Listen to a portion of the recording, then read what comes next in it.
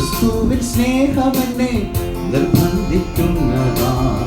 എന്നെ തന്നെ മറന്ന് ക്രൂശെടുത്തു ഞാൻ. നിന്നയും ചുമന്നുപോം പാളയത്തിൻ പുറം. ഈ സ്നേഹസ്വരൂപൻ ആത്മസ്നേഹിതൻ. ഈ സ്നേഹസ്വരൂപൻ ആത്മസ്നേഹിതൻ. ദുഃഖത്തിൽ ആശ്വാസമായി, ലോകത്തിൽ എൻ സൗഖ്യമായി. ഘോര വിപത്തുകളിൽ എന്നെ താൻ ശാശ്വത ഭുജങ്ങളാൽ മാർബോടണച്ചിടും. ഈ സ്നേഹസ്വരൂപൻ ആത്മസ്നേഹിതൻ. ഈ സ്നേഹസ്വരൂപൻ ആത്മസ്നേഹിതൻ. ദൈവനാമത്തിന് മഹത്വം ഉണ്ടാകട്ടെ.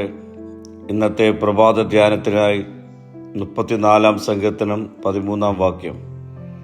ദോഷം ചെയ്യാതെ നിന്റെ നാവിനെയും വ്യാജം പറയാതെ നിന്റെ അധരത്തെയും കാത്തുകൊള്ളുക.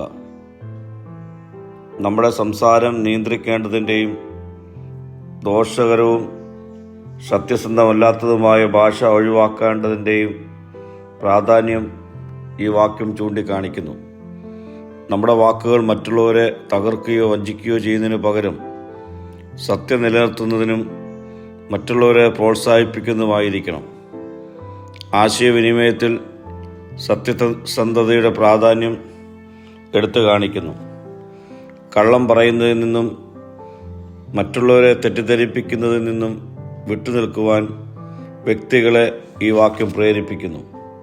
പ്രിയ സ്നേഹിതരെ, നമ്മുടെ വാക്കുകൾക്ക് അനന്തരഫലമുണ്ടെന്നും സത്യം, സ്നേഹം, സമാധാനം എന്നിവ പ്രോത്സാഹിപ്പിക്കുന്നതിന് അവ ഉപയോഗിക്കുവാൻ നാം ശ്രദ്ധിക്കണമെന്നും ഈ വാക്യം നമ്മെ ശക്തമായി ഓർമ്മിപ്പിക്കുന്നു.